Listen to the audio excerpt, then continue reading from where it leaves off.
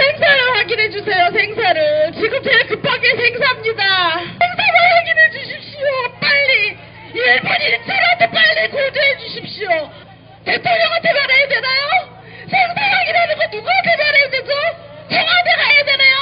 청와대 가야 되나요? 청와대 갑시다. 청와대 갑시다. 청와대 갑시다.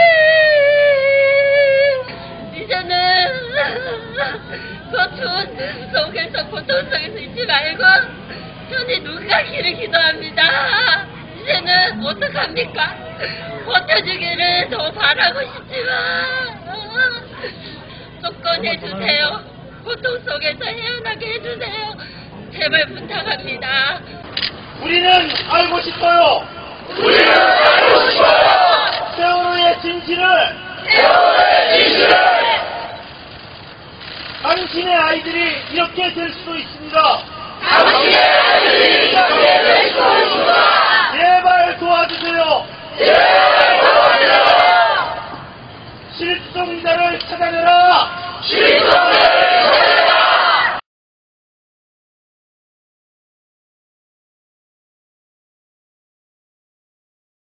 이 지역은 예로부터 물살이 세기로 유명한 지역입니다. 그게 배는 어떻게 통과됐느냐? 이제 이렇게 내려왔다는 거죠. 이렇게 내려왔다니. 이게 맹골도. 맹골도가 저쪽에. 결국 여기가 맹골수도 물발이 제일 강한 곳이에요. 여기가. 배가 흔들려 몸을 가누기 힘들 정도입니다. 그날 이곳에선 무슨 일이 있었을까?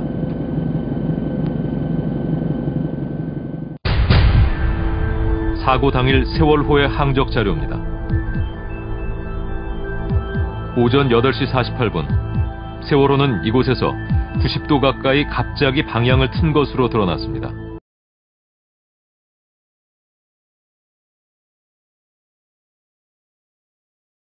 컨테이너를 고정시키는 필수 결박 장치가 아예 없었습니다. 임진택 기자입니다.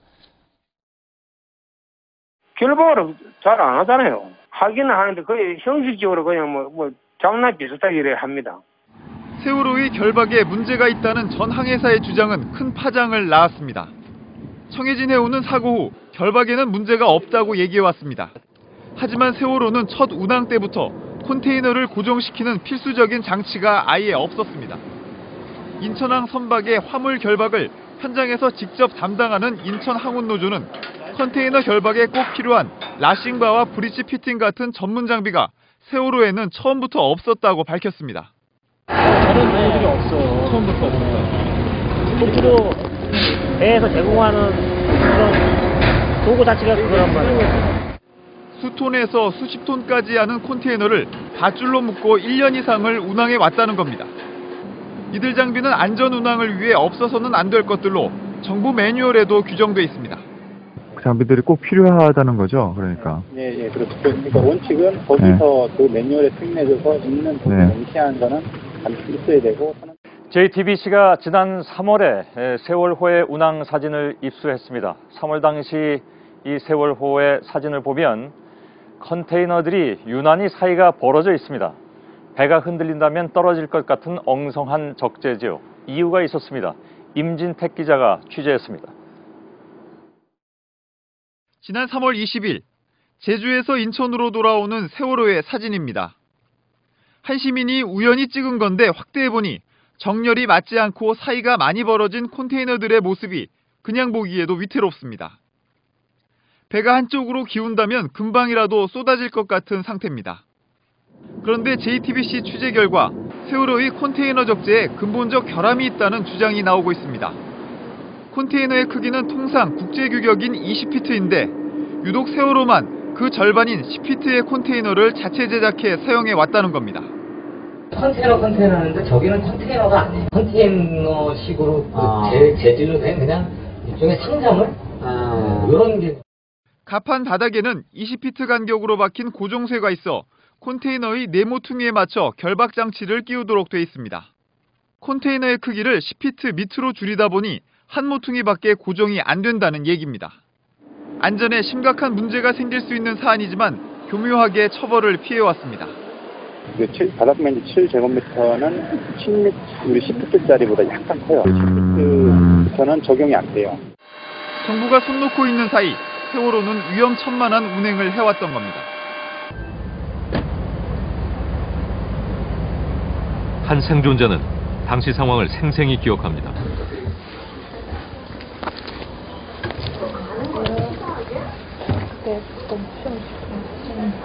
컨테이너 실은 컨테이너가 먼저 다 위로 떨어졌거든요. 바다로.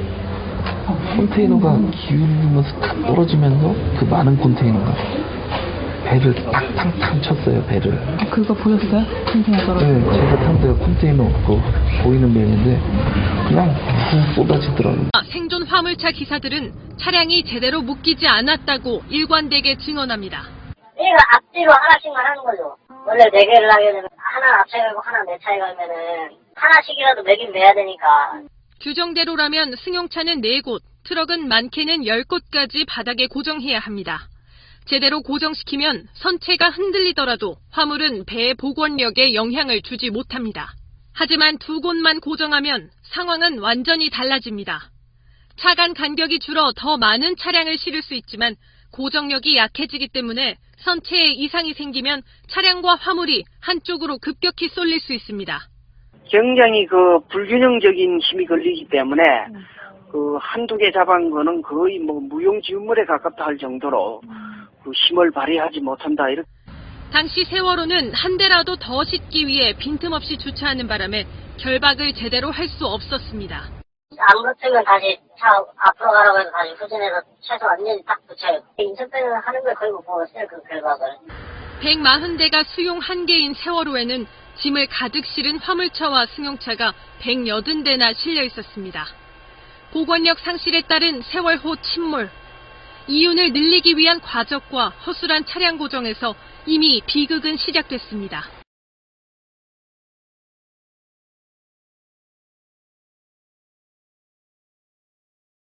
네, 세월호가 한국 선급이 승인한 화물 적재 기준보다 3배 이상 많은 화물을 실었던 것으로 나타났습니다. 네, 이 때문에 평형수를 적게 채우면서 복원성을 상실했을 가능성이 크다는 분석이 제기됐습니다.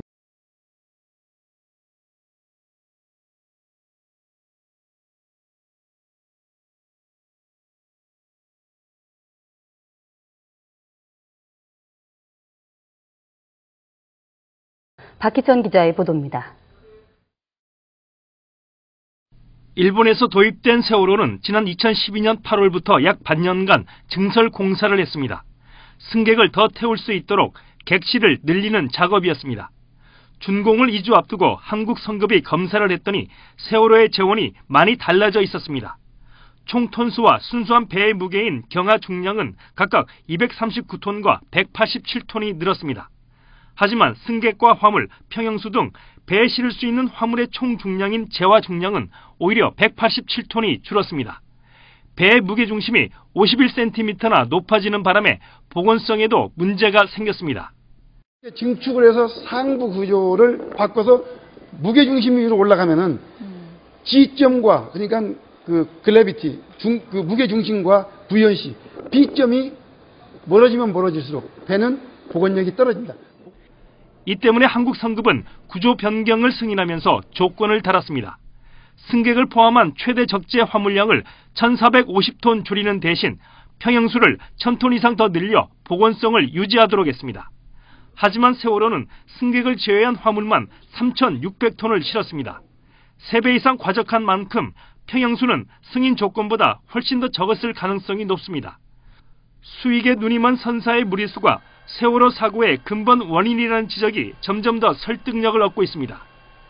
네, 침몰 원인을 놓고 여러 가지 의견들이 나오고 있는데요. 이 세월호가 출항 직전에 배에 실은 화물을 실제보다 적게 보고한 무전 교신을 YTN이 처음으로 확보했습니다. 탑승 인원도 엉터리였습니다. 과적을 숨기려고 일부러 속인 것인지 갈수록 의문은 커지고 있습니다. 최현석 기자가 단독 보도합니다. 지난 15일 밤 9시 인천항. 출항을 앞둔 세월호가 탑승 인원과 적재 화물을 해운조합에 보고합니다. 인천항 세월호 감도 있습니까? 세월호 말씀하세요. 네, 수고 많으십니다. 출항 보고입니다. 수원항이지 009 출항 순대 450.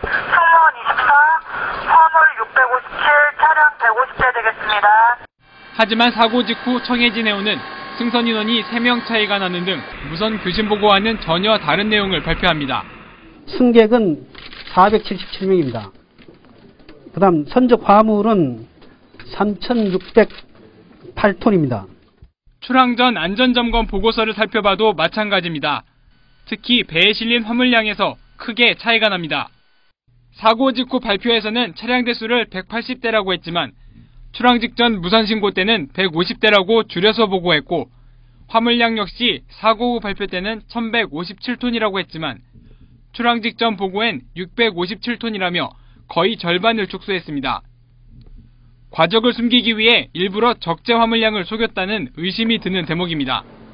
운항관리자도 현장 나와서 무게를 과적하지 않았는지 그 홀수선, 배에 보면 홀수선이 있습니다. 그 선을 확인을 합니다. 과적이 안 됐다고 보고가 됐습니다. 안전점검 보고서와 탑승객 명단은 점검기관인 해운조합이 만약에 대비해 석 달까지 보관해야 하는 중요한 문서입니다. 세월호가 여객선 안전에 중요한 화물량을 속이고 또 탑승 인원도 정확하게 신고하지 않고 출발한 것으로 확인됨에 따라 사고 원인 조사에서 결정적인 단서가 될 것으로 보입니다.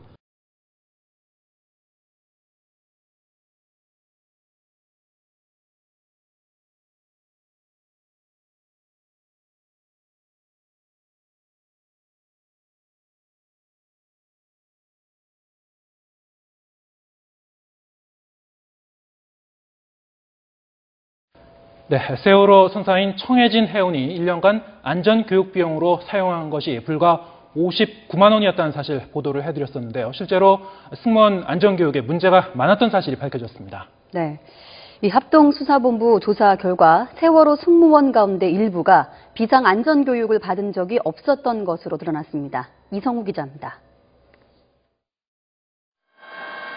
세월호가 침몰하고 있는 동안 첫 번째 구조선에 오른 승무원들. 침몰하는 여객선의 승객들을 놔둔 채 먼저 여객선을 빠져나온 겁니다. 선내 내부 구조가 복잡한데도 승객들은 승무원의 도움을 받지 못하면서 탈출 시간을 놓친 겁니다. 합동수사본부 조사 결과 승무원 가운데 일부가 비상안전교육을 받은 적이 없다는 진술을 확보했습니다. 세월호 선사인 청해진 해운이 선원 안전교육을 위해 쓴 돈은 54만 원에 불과했습니다. 부실한 안전교육이 피해를 더 키웠던 겁니다. 그렇죠. 평소에 교육 훈련이 안 돼 있으면은 내가 어떤 상황에서 뭘 할지를 모르겠잖아요. 그러니까 선장이 도망가 버리고 선원들이 도망가고 그러는 거죠. 할인실 객실에 있던 아이들의 모습이 고스란히 찍혀 있었습니다. 이 영상은 오전 8시 52분부터 9시 9분까지의 상황을 담고 있습니다. 8시 52분, 배는 이미 50도 정도 기운 상태여서 아이들은 나가고 싶다, 나가야 되는 거 아니냐 등의 말을 하기도 하지만 기다리라는 안내방송이 반복적으로 나오자 객실에 머물고 맙니다. 유가족들은 이 아이들이 아무 죄 없이 희생됐다는 사실을 명확히 알려달라는 뜻으로, 그리고 누가 이 아이들을 희생시켰는지 꼭 규명해달라는 뜻으로 뉴스타파를 통해 공개됐던 이 영상을 다른 언론에도 공개하기로 결정했습니다. 보시겠습니다. 기울어졌어. 야, 나 좀 살려줘. 현재 자리에서 움직이지 마시고 안전으로 잡고 대기해 주시기 바랍니다. 진짜 침새는 야, 놀리는 거 장난 아니야. 대기해 주시기 바랍니다. 야, 여기 좀 핸드폰 어떻게 안전으로 잡고 대기해 주시기 바랍니다. 집에 말도 안 돼. 아, 내리고 싶어. 진짜 진심이야. 세월호 선원들이 사실상 안전교육을 받지 않았을 뿐만 아니라 승객들에게도 교육을 하지 않은 것으로 드러났습니다. 세월호 침몰 사고 합동수사본부는 지난 15일 출항하면서 승무원들이 단원고 학생 등 승객들을 상대로 구명조끼 사용법도 교육하지 않은 사실을 확인했습니다. 구속된 항해사 1명은 최근 조사에서 승객들에게 구명조끼 사용법과 퇴실 방법을 교육하지 않았다고 진술했습니다.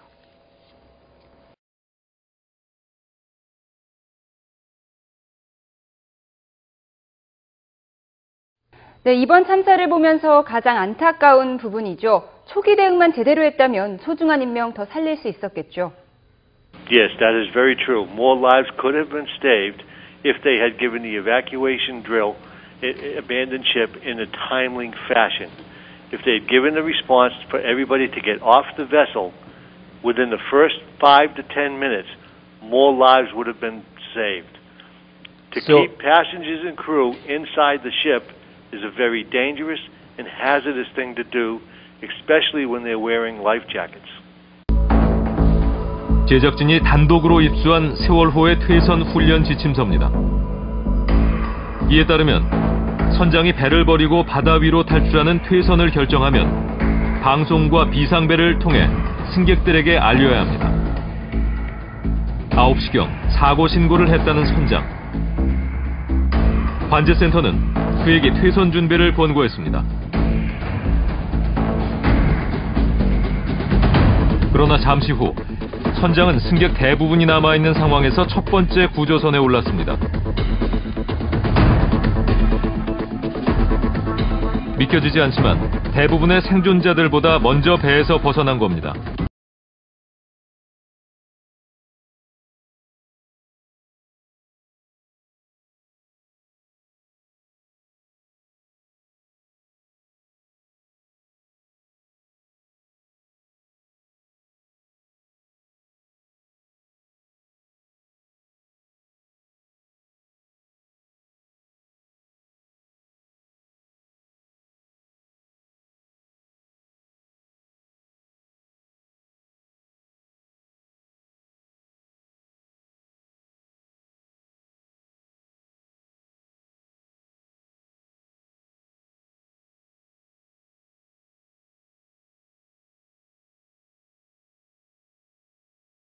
배 태울 때 그 옆 유리에서 유리창 두드리고 있는 애들, 그 애들도 안 보여요?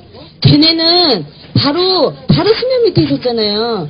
그러면 아저씨들 말대로 그 조금 들어가는 뭐 스킨스쿠버 다이버? 그 사람들 왔을 때 그거 깰 수 있잖아. 그것만 깨줬으면 걔는 안 죽었잖아. 그럼 그걸 왜 안 했어요? 걔네들이 울부짖는 게 안 보였어요? 걔네들이? 죽여야 되는데 어떻게 그게 보이냐고. 해경에서 사진 올려놨더라고요. 해경에서 사람 올렸어. 진짜로. 그래서 그 유리창에 당신들이 흘러나온 애들 구할 때 그 옆에 유리창에 애들 두드리고 있어서 살려달라고 구명조끼도 있고. 그러면 그때는 그거를 왜 안 했어? 그건 아저씨들이 안 한 거잖아. 방치한 거잖아요. 지금 와서 뭐 안 보이고 보이고가 문제가 아니잖아요. 그때 보일 때도 안 했잖아. 배 깔아앉으면 같이 빨려 들어간다고 몸살이었지. 해경이 공개한 화면 중에서 중요한 장면 몇 컷을 보시겠습니다. 거기에는 되돌릴 수 없는 가슴 아픈 의미가 담겨 있습니다.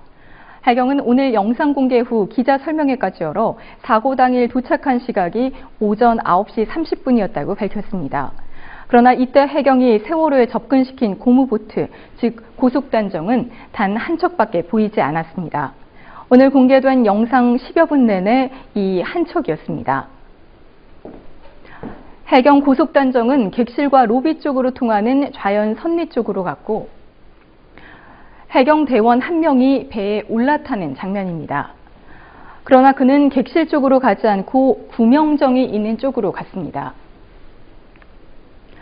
구명정 펼치는 것도 중요한 임무였겠지만 객실 쪽으로 대원을 투입하지 않은 점은 결정적인 실책이었습니다. 수면에 닿아 있는 곳이 3층 로비로 통하는 테라스이고 바로 위가 4층으로 통하는 곳입니다.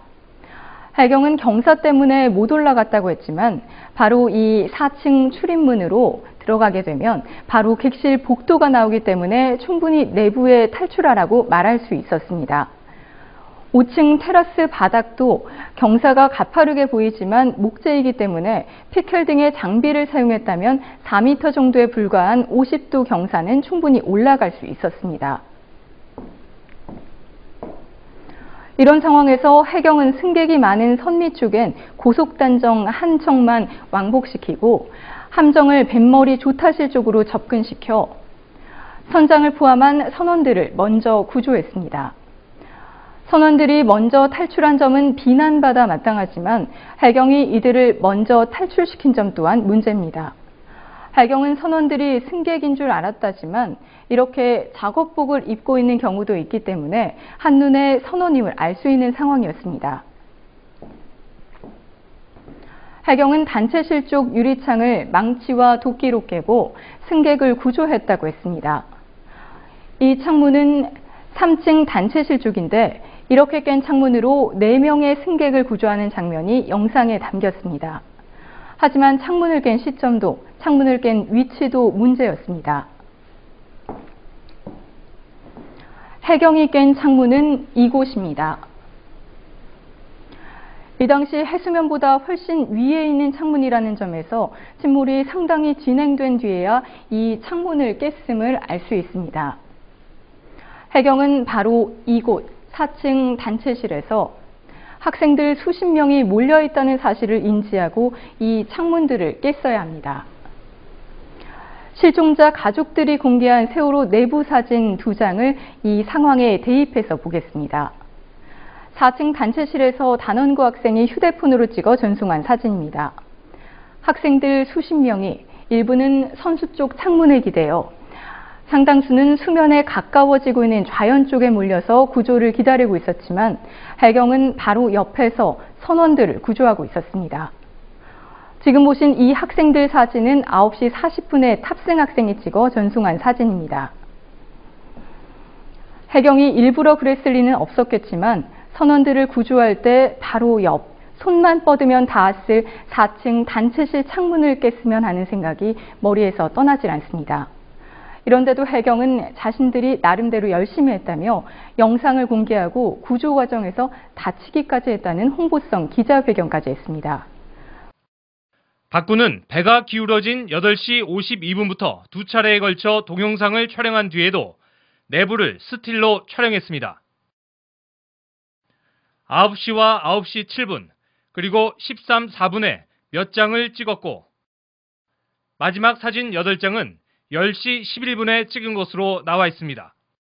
단원고 학생이 119에 신고한 8시 52분부터 1시간 20분이 흐른 시각, 구조대가 도착한 시각을 기준으로 해도 무려 40분이 지난 시각입니다. 해경 누구도 선박 내부로 들어가지 않았습니다. 이때 해경 대원이 해야 할 최선의 방법은 호루라기 또는 메가폰, 육성으로 각 출입구 문에 가서 총원 이선하라 라고 지시를 하고 그 다음 그 사람들 안전하게 배에서 탈출시키는 게 우선 해야 할 조치라고 봅니다. 해경은 당시에 선체가 너무 기울어서 내부 진입이 어려웠다고 해명했습니다. 함내 경보를 이용해서 승객 총원 퇴선하라는 바다로 뛰어내라는 방송을 실시했습니다.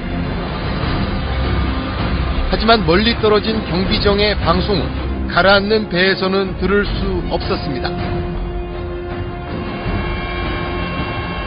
해경의 헬기는 경비정보다 먼저 도착해 구조 작업을 진행했습니다. 첫 헬기가 사고 해역에 도착한 건 9시 27분. 승객 1명씩 차례차례 구조됩니다. 세월호가 완전히 침몰한 시각은 10시 31분.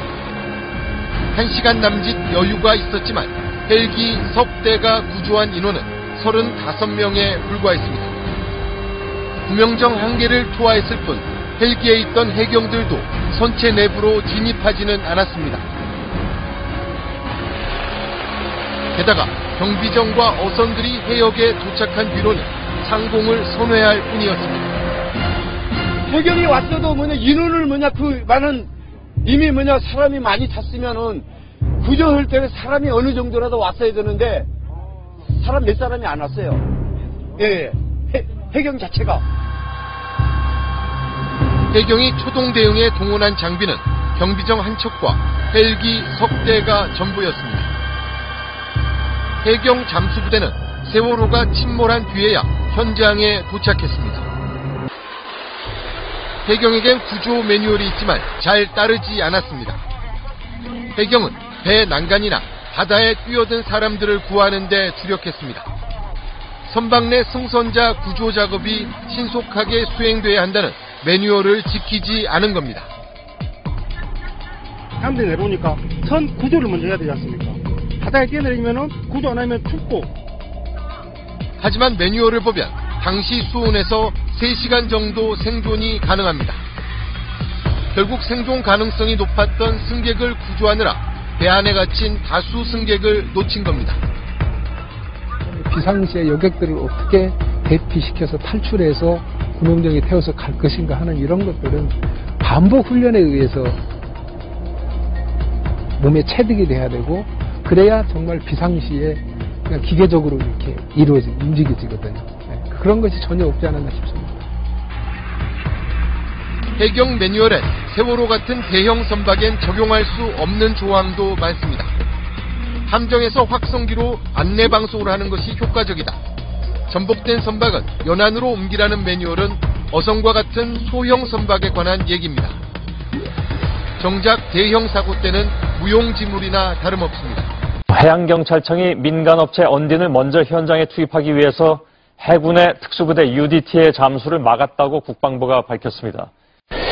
해경의 해군 통제는 잠수 인력뿐만이 아니었습니다. 한 명이라도 더 구해야 하는 사고 직후에 현장에 긴급 출동한 해군 헬기와 고속함도 해경의 요구에 따라서 멀찌감치서 기다리기만 했습니다.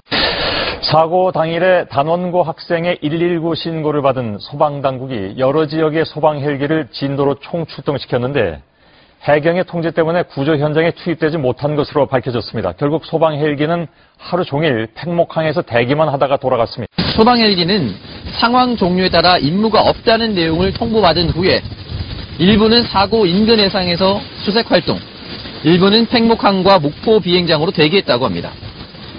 더욱 충격적인 것은 소방 헬기와 해경과의 무선 통화 내용에 보면 관매도에서 대기하라, 구조 상황이 있을 경우 요청하겠다, 상황이 종료됐으니 할 임무가 없다, 현장 통제는 우리가 하고 있으니 들어오지 말라, 사고 현장에 항공기가 밀집해서 더 이상 헬기가 불필요하다 라고 한 것으로 나타났습니다.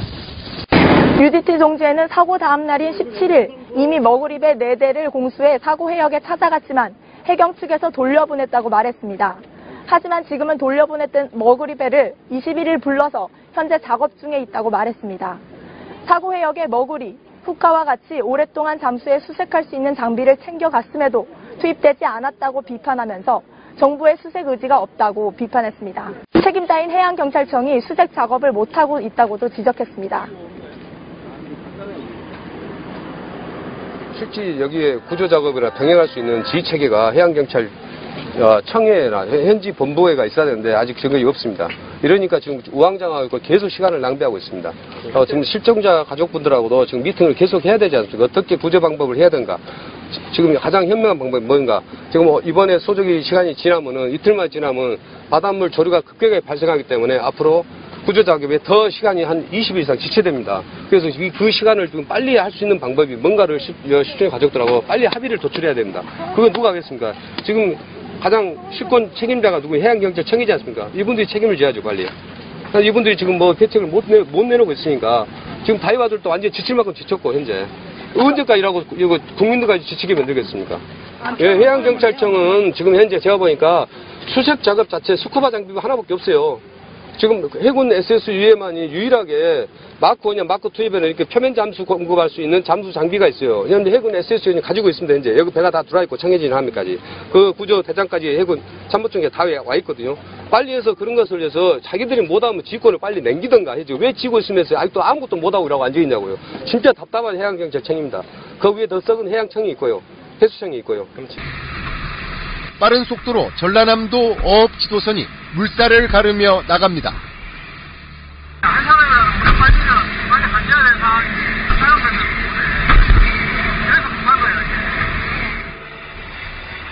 어업 지도선은 반쯤 잠긴 선미 쪽에서 한 남성을 재빨리 구조합니다.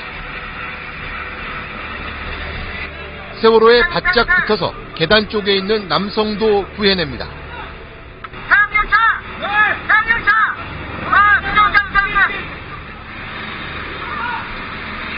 지도선은 구조를 시작한 지 불과 3분 만에 8명을 구했습니다. 구한 사람들을 다른 배로 옮긴 뒤 다시 세월호에 접근해 다른 배로 구조된 여성들을 옮겨 태웁니다. 내가 많이 키운다. 내가 많이 키운다. 내가 많이 키운다고. 어업지도선 단정 2척과 민간어선이 구조한 승객은 세월호 전체 구조자의 절반이 넘는 90여 명이었습니다. 해경보다 40분 정도 늦게 사고 해역에 도착했지만 더 많은 인원을 구조했습니다. 현지 주민 어선들이 많이 도왔죠. 그 사람들이 거의 다 구출한 거예요.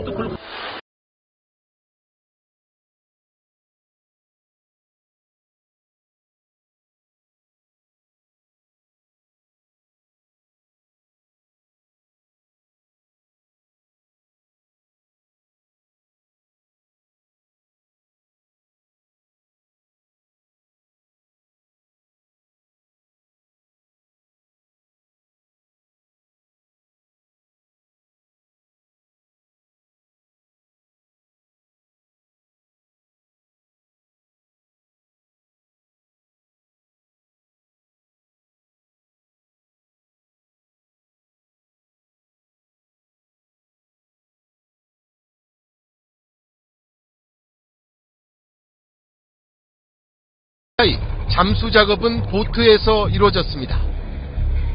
휴식을 위해 큰 배로 이동하느라 효율적인 구조 작업이 진행되지 못했습니다. 다지선이 투입된 건 사고 닷새째나 돼서입니다. 이때부터 잠수사들이 다지선 위에 머물면서 본격적인 수색 작업을 벌였습니다. 부탁을 했는데도 그렇게 안 해서 저희 학부모님도 자비로 다지선 투입하고. 해경은 민관군 합동구조를 공언했지만 민간 잠수사 투입을 놓고 혼선을 거듭했습니다. 허가를 안 해줬다니까요. 잠수 허가를요? 네, 그래서 그냥 나와서 그냥 철수했어요. 대부분 거센 물살과 제한된 시야로 인해 물속에서 10분도 채 안 되어 출수하거나 심지어는 입수도 안 한 채 사진만 찍고 돌아가는 분도 계셨습니다. 지금까지 자원봉사자분들의 구조 실적은 없습니다. 하지만 실종자 가족들은 해경을 믿지 않았습니다. 이 좋은 날 지금 2명 들어가 있어요. 다이버가. 결국 해경은 사고 열흘째 날 민간 잠수사들의 현장 투입을 다시 허용했습니다. 민간 잠수사를 폄하했던 해경은 이후 최초로 선체에서 시신을 발견한 건 민간 잠수사였다는 사실도 인정했습니다. 통제하는 게 조금 미흡하지 않았나. 좀 더 지휘 통제를 제대로 했다면 민간 잠수팀들도 격분하지 않았을 거고, 구조작업을 지휘하고 있는 지휘 체제에서도 그런 갈등을 좀 없지 있었는데도 불구하고. 사고 직후부터 현장에서 민간을 대표해 군안에 참여한 건 언딘 마린 인더스트리입니다. 신속한 구조와 수색에 실패하면서 해경과 언딘의 관계에 대한 의혹이 커지고 있습니다. 사고 첫날 선체 인도줄 설치에 성공한 건 해군 특수전 전단 요원들이었습니다. 하지만 현장 지휘권을 가진 해경은 이튿날 아침 해군 최정예 요원 19명의 잠수를 막았습니다. 해경은 언딘, 해경, 해군 순으로 잠수 순서를 정했고 해군은 이를 수용했습니다. 그때 당시에 있었던 해경한테 지휘권을 줬어요. 정부가 해경이 네가 해라 했으니까 해군은 해인 시킨 대로 할 수밖에 없는 상황이었다. 해군 특수전 전단 요원들이 다시 구조작업에 투입된 건 사고 둘째 날 밤 10시가 넘어서였습니다.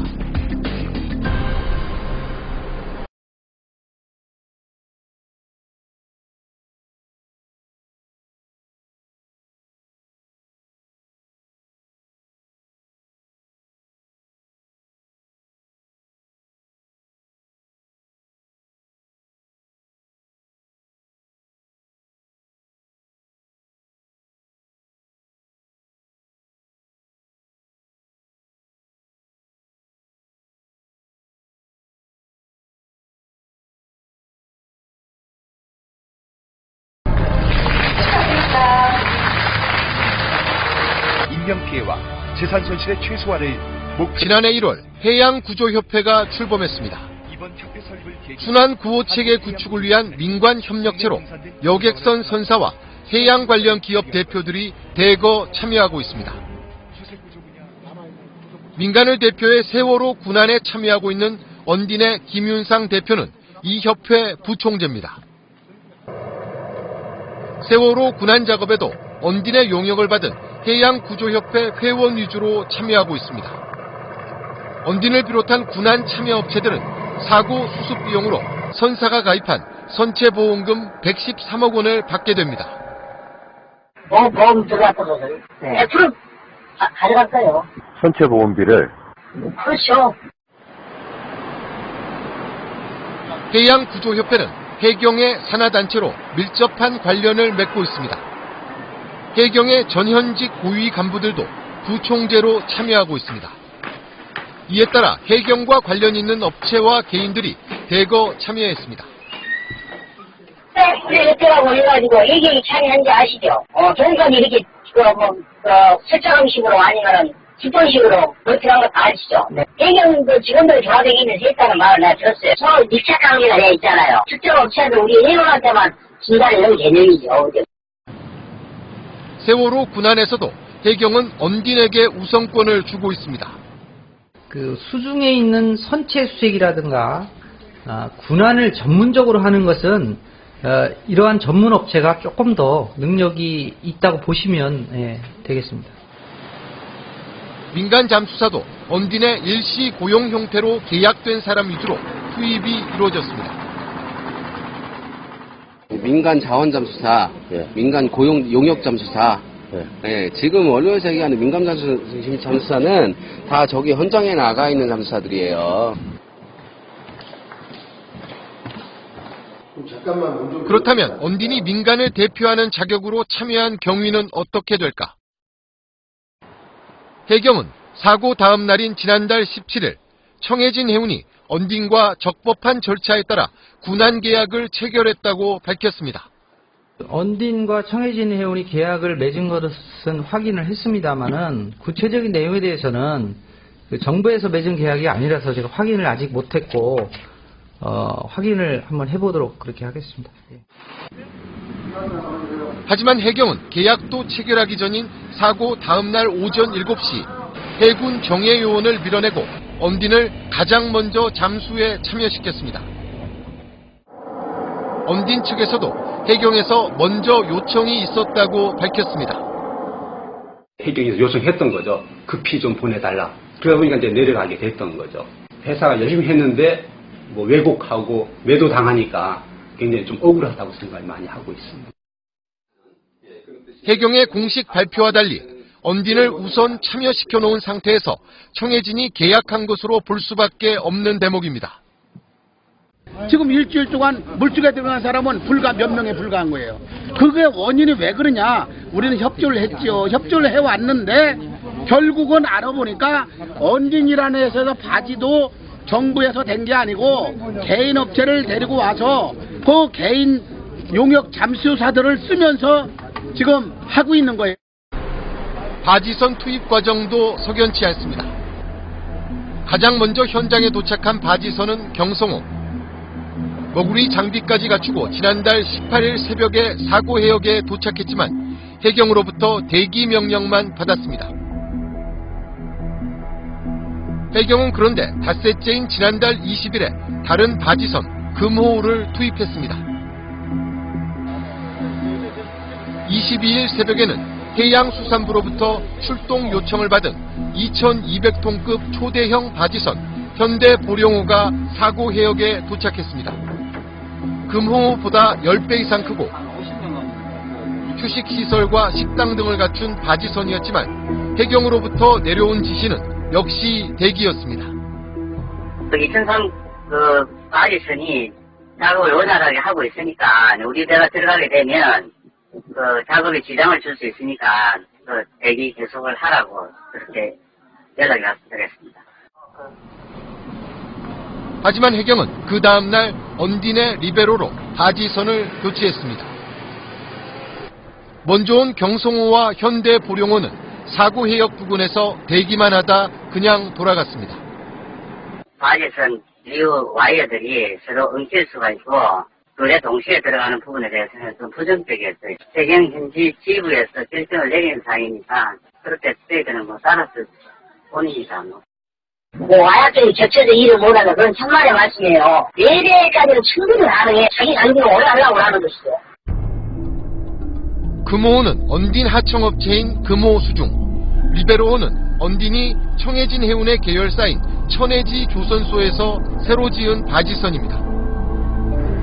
더구나 언딘의 리베로호는 새로 건조돼 선박 사용 승인조차 받지 않은 상태였지만 해경은 문제 삼지 않았습니다.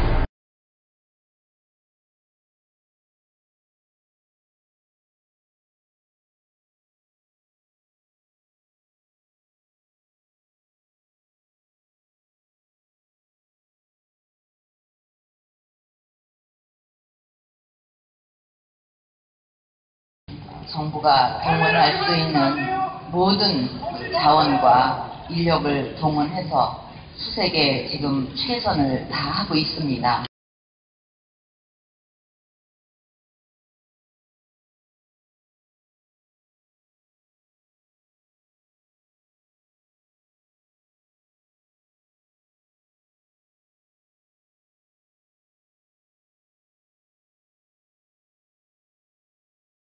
이 정홍원 국무총리가 진도를 방문해 이틀째 사고 수습에 나섰다죠. 네, 그렇습니다. 이 세월호 참사로 사의를 표명한 정홍원 국무총리가 현재 진도에 있습니다. 이틀째 사고를 수습하고 있는데요. 현장을 방문하거나 실종자 가족들을 만나지는 않고 있는 것으로 보입니다. 진도 군청 상황실에서 이틀째 두문분출하고 있다고 하는데 관계기관 등과 대책회의를 갖고 있다고 합니다. 해양수산부, 해양경찰청, 해군구조수색팀 또 각계 전문가들이 참여하는 자문회의라고 하는데요. 구조 수색 작업의 효율적인 추진 방안과 함께 대안을 내놓는 그런 회의들을 갖고 있다고 합니다. 정홍원 국무총리가 이렇게 사의를 표명하는 가운데서도 또 진도를 내려가는 것은 그만두는 순간까지 법에 정해진 역할과 본분을 다하겠다라는 자세라고 밝혔는데요. 내놓은 결과는 하지만 세월호 구조 수색 모든 역량과 자원을 동원하라, 이걸 내놨다고 합니다. 과거 그 사고 직후에 정홍원 국무총리가 진도에 내려가서 똑같은 말을 했다가 물세례를 맞기도 했었는데요. 박근혜 대통령의 말을 재탕한 셈이어서 공분을 사고 있습니다. 현재 점심과 저녁도 모두 도시락을 주문해 먹을 정도로 밖을 나오지 않고 있다고 하는데 가족들은 사퇴 전에도 아무것도 하지 않았었는데 사퇴 후에 사퇴하겠다는 국무총리가 와서 무엇이 달라지겠냐며 냉소를 보내고 있는 분위기입니다.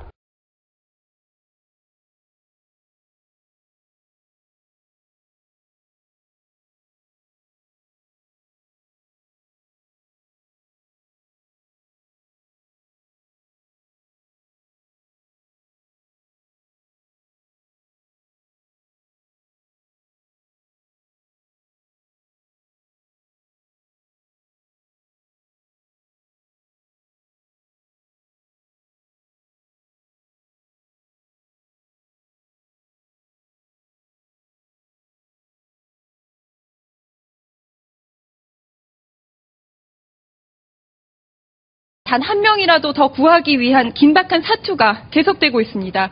짙은 어둠 속에서도 군과 해경은 조명탄과 서치라이트를 밝히고 야간 수색 작업을 벌였습니다.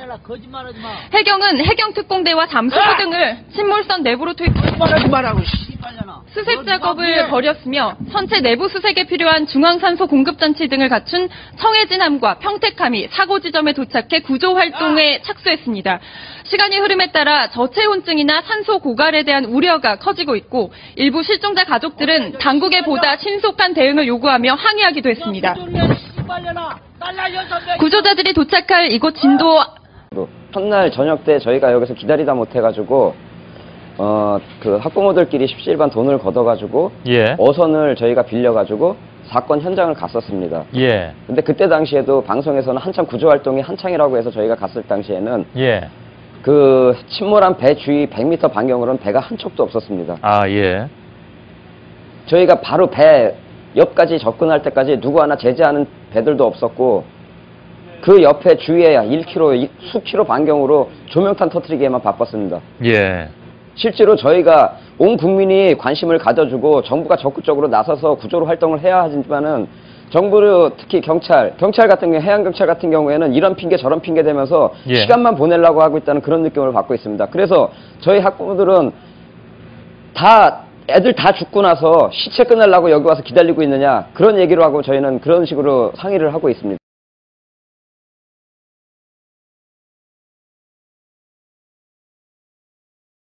초보 다이버, 초보 잠수는 감히 생각을 못해요. 그러니까 여기에 오시는 분들 보면 전부 다 베테랑 되시거든요. 이 지역 순환 구조대라든지 많은데 전부 다들 해경에서 안 된다. 그리고 해경이 관할을 하니까요. 이들은 참사 소식을 듣고 장비를 챙겨 먼 길을 한달음에 달려왔습니다. 하지만 막상 도착해보니 생각했던 것과는 달랐습니다. 이게 큰일인데 여기 왔는데 누가 안내를 해주는 사람도 없지, 내가 여기 왜 왔나라는 느낌밖에 안 드는 거예요. 왔다 갔다 하면서 그 배가 들어오면은 우리가 지금 여기서 준비하고 있다가 바로 나가자. 그래갖고 나간다고 해갖고 딱 대기하고 있는데 배가 또 언제 들어올지 모른다. 그러니까 아무 적이 없는 거예요, 지금. 일반적인 구조 상황조차 제대로 공유되지 않았다고 합니다. 누가 들어가고 구조 활동을 하고 있는지 그런 것도 그냥 이야기가 오고 가고 모르죠. 그러니까 해경에서 들어갔는지 해군에서 들어갔는지 모르는 거예요. 그리고 민간 잠수사들은 침몰 초기 1분 1초가 급한 상황에서 정부가 구조 인력을 제대로 활용하지 못한 것 같아 아쉽다고 지적했습니다. 그 많은 인원들이 어떻게 들어갑니까? 누구 지시를 받고 어떤 일을 하겠습니까? 구조적으로 지휘 체계가 전혀 안 잡혀 있으니까 그게 어려움이 좀 있었죠. 사람만 많은 뿐이지 사람이 많은 장점을 활용을 못하는 건가요? 그런 게 좀 있었죠. 몇 번을 말합니까?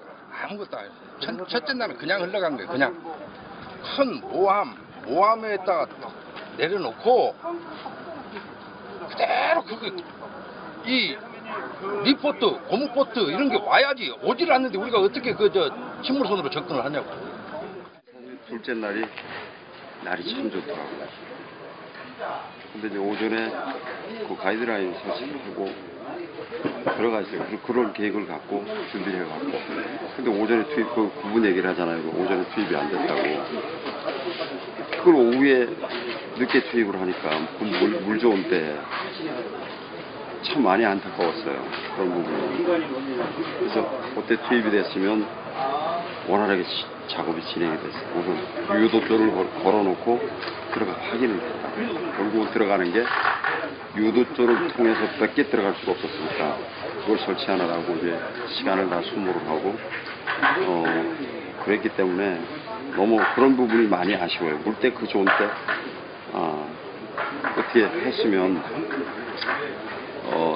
어떤 구조 작업이 참 빨리 진행이 되지 않았을까.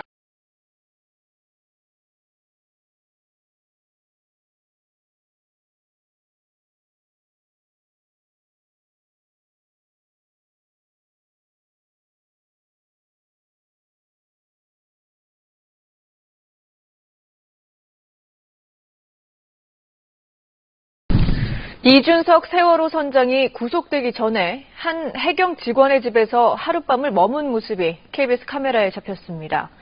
어떤 이유로 피의자인 이 선장을 경찰 집으로 데려갔는지 의혹이 커지고 있습니다. 유호윤 기자입니다. 세월호 침몰 사고가 일어난 바로 다음 날 저녁, 목포 해경에서 조사를 받던 이준석 선장이 수사관들과 함께 일반 차량을 타고 경찰서를 나갑니다. 잠시 뒤 수사관들과 이 선장이 나타난 곳은 다름 아닌 전남 무안의 한 아파트. 바로 목포 해경에서 일하는 수사관의 집입니다. 밤 10시쯤 집으로 들어간 이 선장은 다음날 점심시간이 다 돼서야 집에서 나옵니다. 무려 14시간 가까이 수사기관이 아닌 경찰 개인의 집에 선장을 둔 겁니다. 당시 이 선장은 이미 세월호 침몰 사고에 대한 책임으로 수사를 받고 있는 피의자 신분이 된 상황. 피의자를 경찰 개인의 집에서 재우는 이해할 수 없는 일이 벌어진 겁니다. 형사소송법에 위반한 것이죠. 피의자를 국민들의 시선으로부터 도피시키기 위한 그런 한 행위로 뻗게 보이지 않죠. 누구의 지시로 이 선장을 경찰관 집으로 데려갔을까? 해당 경찰관은 목포해경 수사계장의 지시를 받았다고 말했지만 해당 수사계장은 취재진과 연락이 닿지 않고 있습니다. 당시 해경수사본부의 최고 책임자인 이평현 수사본부장은 그런 지시를 내리지 않았다는 게 해경 측 입장입니다. 몰라요. 모르고 내가 했다고 그래요. 해경은 어떤 경위로 이 선장을 수사관의 집으로 데려갔는지 아직 알지 못한다는 겁니다. 취재가 계속되자 해경은 선장을 수사관 집으로 데려간 경위를 감찰하고 있다고 밝혔습니다. KBS 뉴스 유호인입니다.